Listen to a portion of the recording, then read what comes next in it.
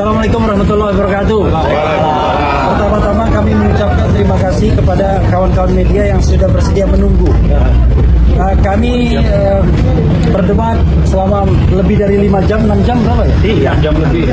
Dan alhamdulillah suasana kondusif, tentu ada plus dan minusnya ya. Dan kita tahu kawan-kawan semua bahwa RRT itu ditersangkakan dengan 6 pasal.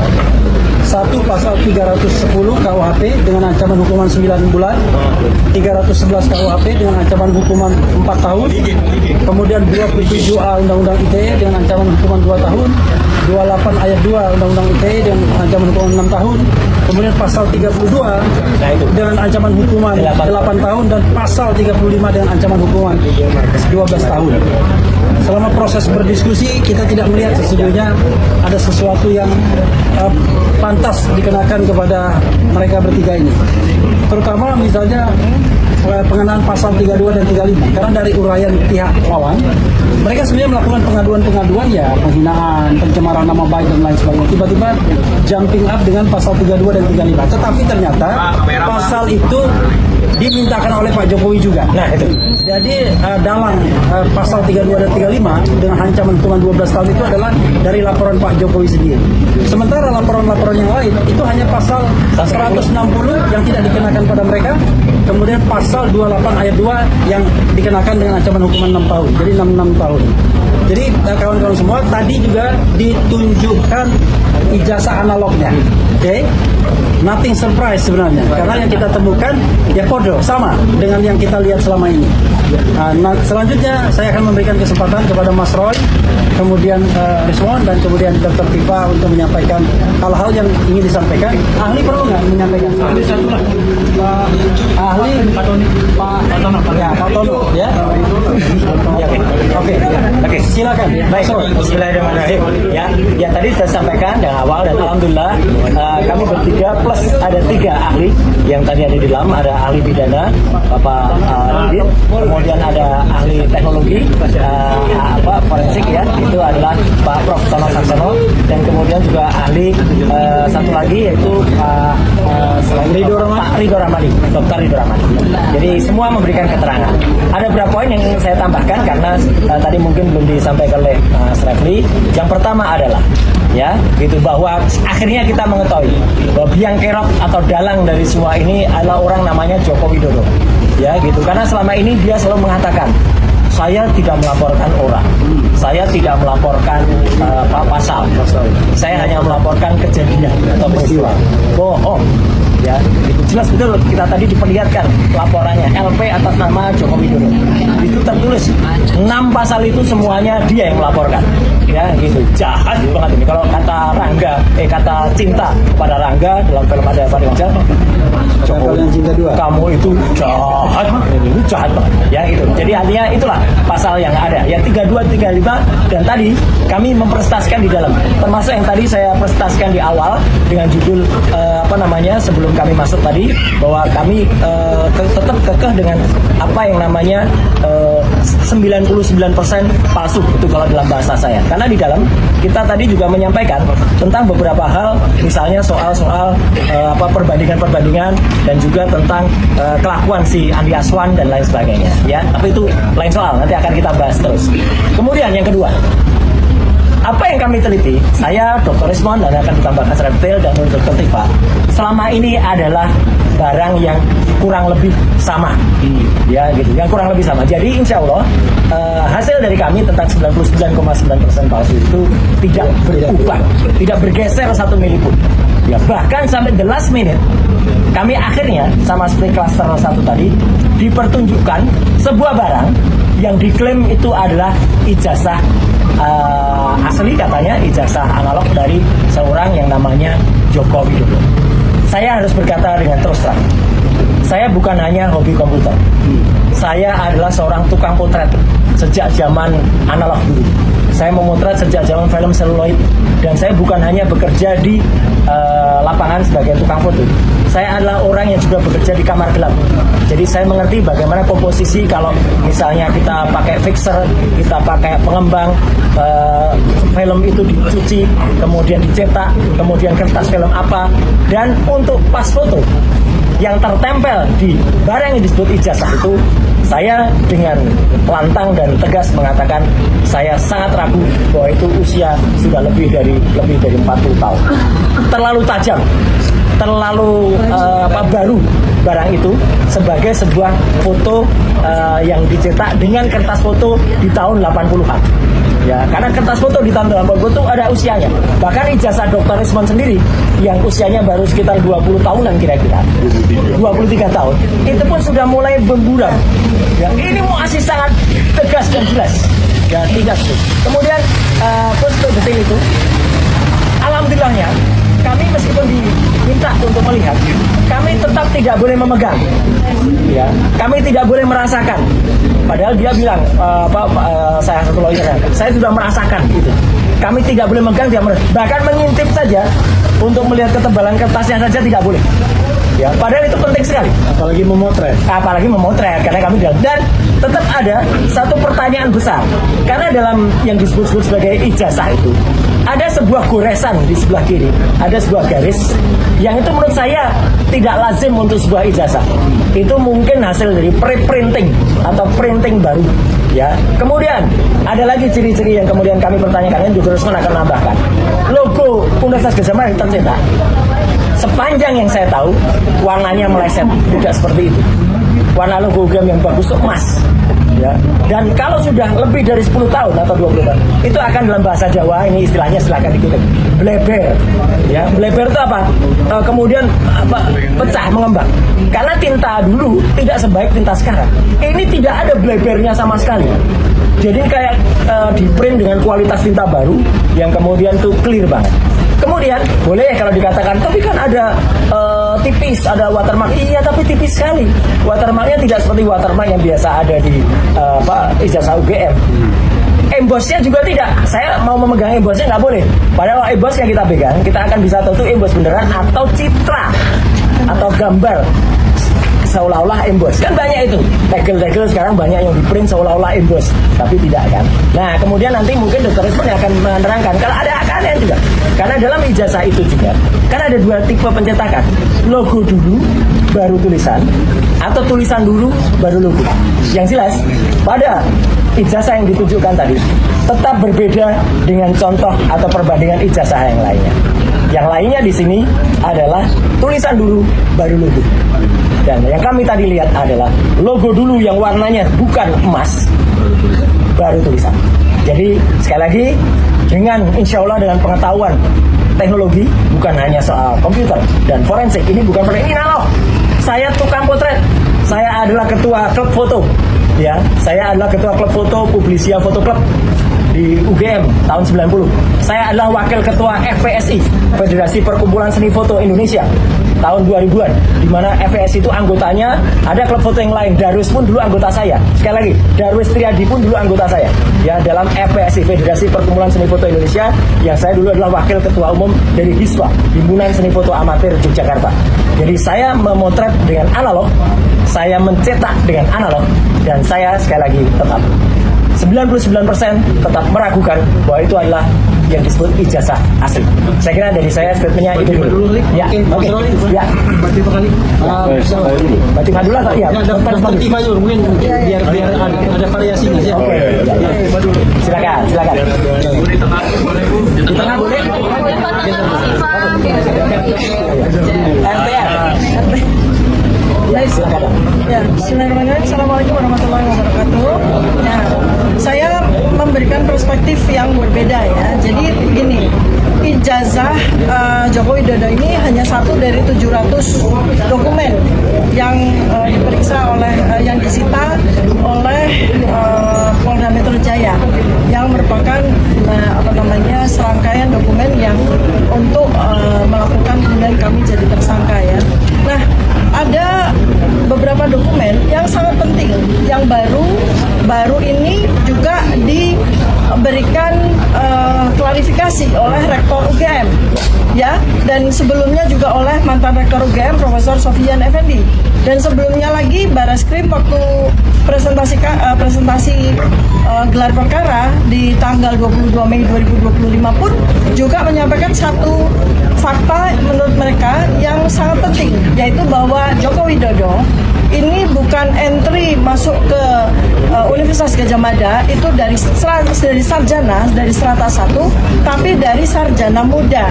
Dan tadi yang kami diskusikan juga soal transkrip. Ini adalah dokumen kedua yang sangat penting, ya. Sebagaimana yang kita semua lihat bahwa transkrip nilai Joko Widodo yang disampaikan oleh Barreskrim itu transkrip nilai yang cacat karena tidak lengkap dan tidak sesuai dengan transkrip nilai dari Fakultas Kehutanan UGM di era tahun 1985.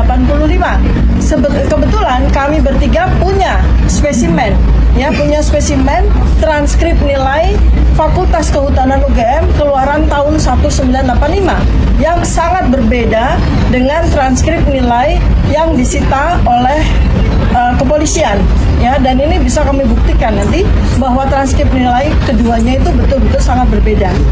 Nah, kalau transkrip nilai asli itu sangat bagus, sempurna, ya, lengkap dengan tanda tangan dari dekan dan pembantu dekan 1 dari Fakultas Kehutanan UGM.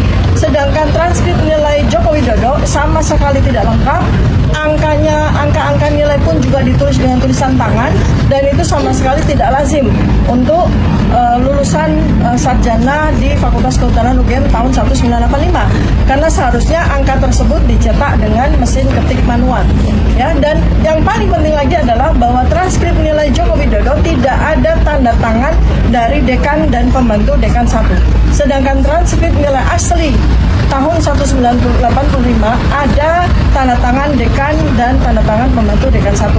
Itu yang bisa saya sampaikan, dan selebihnya berbagai macam diskusi yang tadi yang 6 jam, ya, tadi kami jalani. Kami berterima kasih, ya, kepada Polda Metro Jaya karena suasananya sangat baik, ya, diskusinya berjalan dengan baik, bagus, ya, santai, dan kami diberikan kesempatan yang sangat luang untuk menyampaikan berbagai macam keterangan maupun pertanyaan. Ini sangat berbeda situasinya dengan gelar perkara khusus di tanggal 9 Juli 2025 di Barreskrim. Jauh sekali, ya.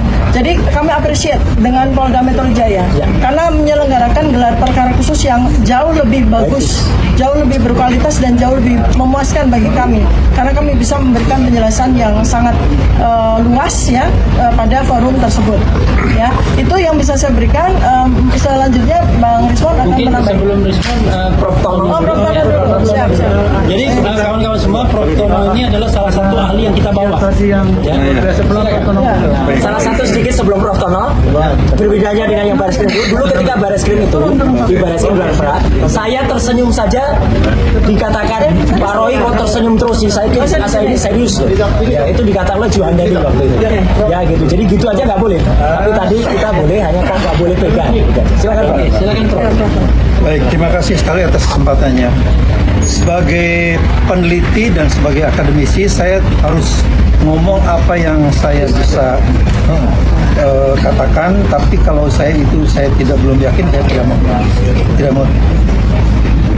Baru diketahui bahwa mata saya ini yang kiri ini hanya tinggal 40%, 40%, karena saya kena glaukoma. Jadi saya tidak bisa memberi komentar tentang detail tentang emboss, tentang watermark gitu, ya, saya nggak tahu. Tapi kalau dari foto saya, ini terlalu tajam. Untuk 40 tahun seperti itu memang terlalu tajam. Yang masih saya anukan juga adalah soal ukuran panjang lebarnya itu. Saya cuma membayangkan apa ukurannya itu sama nggak ya dengan ijazah UGM yang saya miliki, gitu ya. Prof. Tono Saksono ini juga lulusan UGM, ya, satunya. Ya, jadi itu.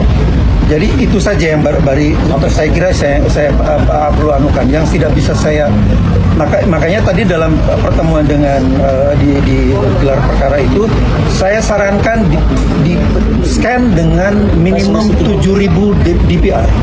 Minimum 7.000. Kalau bisa sampai 15.000 itu bagus sekali. Karena kalau begitu kita bisa menganalisisnya dengan sangat akurat, gitu. Jadi di luar foto yang memang sangat terlalu kemudian ukuran yang itu. Tadi saya nggak bawa kacamata, jadi saya agak Siap. iya memang saya biasa baca HP itu nggak pakai kacamata, jadi tadi nggak terbau. Jadi itu saja yang saya anukan, tapi saya sudah sampaikan dengan tegas pada Polda tadi di Bariskrim tadi bahwa 3 orang ini adalah aset bangsa. Jadi jangan sampai dikriminalisasi. Mereka harus dipelihara dan diberi fasilitas bekerja supaya mereka bisa menularkan keahlian mereka pada anak-anak muda, mencetak anak-anak muda untuk berkarya lebih baik lagi dari mereka. Itu sebetulnya yang harus dilakukan. Itu saja saya kira yang bisa saya sampaikan. Terima kasih sekali. Ridho Romadi, biar piknya nanti di Bang Rismon. Ridho ini juga salah satu Ya. kami silakan dokter yang luar biasa. Ya, jadi tadi dalam kesempatan di atas tadi sebagai ilmuwan, sebagai praktisi juga, kami mencoba menyampaikan beberapa hal yang sifatnya teknis. Ini nanti bisa dibagikan juga. Kita menganotasi source code yang dibuat oleh Dr. Rismon. Jadi tujuan anotasi ini adalah mempermudah ya masyarakat umum atau orang awam untuk membaca setiap baris kode yang dibuat oleh Dr. Rismon ketika melakukan analisis. Jadi di sini juga menjelaskan mana yang dituduhkan atau dikira itu mengedit, itu bisa dilihat langsung. Jadi ada 28 source code, ini yang kita buat ada 9 bab. Jadi nanti ini bisa dipergunakan. Kemudian juga kita sampaikan apa yang dilakukan Dr. Tifa itu adalah kajian neuropolitika, sebuah simpul keilmuan yang menggabungkan neuroscience, kemudian psikologi kognitif, dan juga ilmu politik kritis. Ini satu ciri sains di negara maju. Neuroscience dan neuropolitik sendiri itu kita tunjukkan sudah kajian yang established selama dari tahun 80-an. Kebaruan yang dibawa oleh Dr. Tifa itu justru menggunakan data ekspresi mikro dari wajah. Itu yang relatif baru. Itu sebenarnya satu standar yang digunakan di berbagai negara maju, terutama di contohnya ya yang digunakan itu adalah yang menggunakan adalah seperti FBI, CIA, itu sudah standar untuk melihat untuk siapa yang bohong, siapa yang tidak, itu sudah biasa saja digunakan. Jadi begitu neuropolitika menggunakan input yang namanya face action coding system, ini sebuah kebaruan. Dan juga kita sampaikan bahwa ini Dr. Tifa berhak tidak melakukan analisis ini, kan beliau dokter dan segala macam. Nah ini kita sampaikan contohnya di negara di sana ya. Kita tahu Nobel Prize itu satu penghargaan terhadap keilmuan, pencapaian yang paling tinggi gitu kira-kira. Itu Nobel Prize 2024 untuk fisika itu diraih 2 orang yang bukan fisikawan. Kemudian Nobel Prize untuk kimia 2024 diraih 3 orang, memecahkan masalah protein ya, struktur selama 50 tahun belum terpecahkan, diraih 3 orang, 2 orang itu dari Google dan 1 orang baru yang kimia. Jadi ini praktek yang biasa saja. Jadi kita sampaikan ini satu kajian yang ilmiah ya, dilakukan oleh RRT di dalam buku Jokowi's White Paper yang seharusnya mendapat apresiasi, yang seharusnya itu didiskusikan dalam forum-forum ilmiah, yang seharusnya jangan sampai dikriminalisasi. Jadi kita sampaikan ini seperti bongkahan emas yang muncul dari dalam tanah sendiri secara sukarela, jangan sampai setelah muncul terus kita tenggelamkan, kita sia-siakan gitu. Jadi ini harusnya kita apresiasi. Di luar negeri sana ini layak diganjar dengan prize, dengan penghargaan, bukannya dengan kriminalisasi. Mungkin sikapnya begitu. Oke, Bang Rismon. Jelas Pak Nublis, Jennifer. Horas. Ya. Terima kasih Pak Jokowi atas hadiahnya. Kemarin masih menyangkal bahwa saya hanya melaporkan peristiwa, tidak pasal, tidak orang. Ternyata semua dilakukan. Bohong. Orang juga dilaporkan ya. Orang juga dilaporkan, dan pasal yang mengerikan 32 dan 35 itu dari Jokowi juga ternyata. Dan kami ditunjukkan secara langsung. Terima kasih Pak Jokowi, kekejamannya luar biasa ya. Kami meneliti ijazah Anda yang Anda pakai sebagai presiden 2 periode. Anda kasih rakyatmu yang telah membayar hidupmu, pajakmu ya, sampai saat ini anakmu Kau laporkan kami pasal 32 dan 35 ya, yang hukumannya jauh lebih berat daripada maling uang rakyat. Bayangkan, ya, maling uang rakyat. Ada apa sih sebenarnya dengan ijazahmu? Ya. Tadi kami bukan dikasih lihat sih ya, suruh ngintip sebenarnya. Itu ada beberapa kejanggalan dari tebalnya kertas, terus ada garis hitam itu seperti error printing, terus ketajaman dari foto. Ketajaman foto itu artinya antara gelap dengan terang itu terlalu tegas. Sementara ijazah saya yang 2002, ijazah S2 yang sama lintasan stempelnya di atas jas hitam saya, itu stempelnya sudah kayak berkeringat, berkerak ya, berakar gitu. Jadi nggak tajam dah gitu. Tapi itulah yang kami temukan. Kami tidak boleh menyentuh. Jangan sentuh, kata pengacaranya tadi dari jauh. Nggak boleh disentuh, kata salah satu pengacara Pak Jokowi. Ya. Jadi itulah ya. Mengenai lain-lain gimana ya? Kita lihat rame-rame dan dikasih time frame yang cukup singkat. Tapi ya untuk mendapatkan ijazah itu tadi sudah kami presentasikan. Ya. Di manakah Pak Jokowi KKN sampai detik ini belum terjawab? Bagaimana dengan bantahan Pak Kasmujo? Belum juga terjawab. Bagaimana dengan lembar transkrip nilai yang tidak ada tanda tangan dekan dan tulisan tangan yang ditampilkan di Dirtipidum? Tidak ada yang menjawab. Jadi kan dokumen ijazah itu tidak berdiri sendiri, ya. Makanya ya dari tadi ada error garis lurus itu kayak tinta itu. Saya memprediksi itu digital printing ya. Digital printing dengan dugaan karena nggak boleh lihat ya. Itu untuk sebuah dokumen negara terlalu tipis.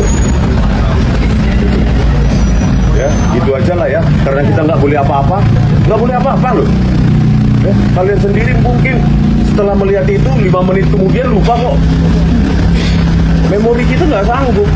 Ya untuk menelaah semua secara instan, apalagi rame-rame ya. Karena itu terima kasih Pak Jokowi ya, betapa secret mission tadi akhirnya ditunjukkan ijazahnya ya, ijazah Bapak yang harusnya milik publik karena sudah 10 tahun menjadi presiden di Indonesia. Dan ketika kami analisa ya, Anda hadiahi kami dengan jeratan pasal 32 dan 35 yang kalian sangkal. Bukan hanya Jokowi sangkal, tapi itu juga pengacaranya itu juga nyangkal. Kami tidak menyebut nama, kami tidak menyebut pasal, tapi hanya menyebut peristiwa. Kata ada pengacaranya orang Batak itu kan. Padahal semua tadi laporan, ada semua. Ya, bukan hanya peristiwa, pasal 6 pasal ya, termasuk 32 dan 35 dan ada nama. Wow. Oh, jahat banget sih kamu. Seperti ada dendam pribadi ya sama kami. Padahal kami membayari Anda hidup, gaji, dan sekarang colomadu berapa puluh ribu kami nggak tahu ya. Dan pensiunan 30 juta. Biaya satpam, biaya listrik, air, beras. Ya. Setidaknya keringat saya ada di situ, pajak saya ada Anda makan. Walaupun pajak saya murahan. Ya menurut Anda. Tapi pasti ada keringat saya, pajak saya yang Anda makan, Anda terima tiap bulan, pensiun Anda. Ya, oleh karena itu teman-teman semua, ya, dengan adanya secret ngintip begini, udahlah kalian jawab sendiri lah itu. Ya, kalau benar, ya kalian ada di sini tunjukkan aja, nah. Atau tampilkan secara di-scan dengan berapa DPI. Ya, mau 50.000 DPI juga oke. Nah, analisa. Tapi ya itulah hak rakyat kita di Indonesia ini. Betapa kasihannya kalian dan saya, ijazah presiden maupun yang sudah 2 periode, kalian nggak punya hak untuk melihat. demokrasi Indonesia saya kira bukan hanya stagnan, tapi tumbuh. Ya, terima kasih. Ya, satu lagi dikit, satu menit sebelum closing ya. Sekali lagi saya akan cerita sedikit kenapa memang saya taruh terakhir, karena sedikit berbeda tapi ini adalah kebohongan, sekali lagi kebohongan.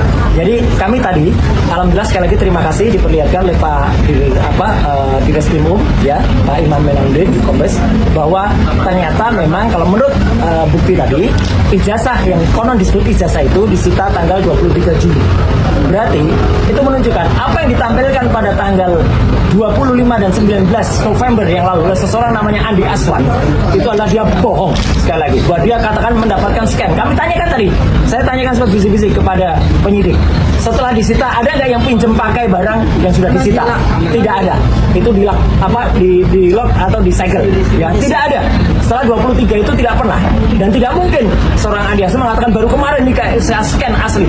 Bahkan sekali lagi hasil scan asli itu sekali lagi milik Dian Sandi Utama yang dulu posting tanggal 1 April ya, kemudian dikoreksi sehingga akibatnya apa, logo UGM jadi pateng pletot ya. Pateng pletot tuh benjo jelek banget ya. Tadi memang logo yang ada di yang disebut ijazah itu tidak seperti ini. Jadi Dian Sandi, kemudian Andi Aswan dan Joshua Sinambela itu seharusnya adalah justru dia mendapat 32. Dan kami tadi, meskipun mungkin ini masih pemanis, kami diberikan kesempatan silahkan laporkan kembali ke SPKT ya. Jadi kalau kami melapor lagi di SPKT dan ditolak lagi ya, nah itu berarti ada sesuatu janji yang tidak ditunaikan ya oleh Pak Direskrimum. Saya kira itu ya tambahannya, silahkan ditutup ya.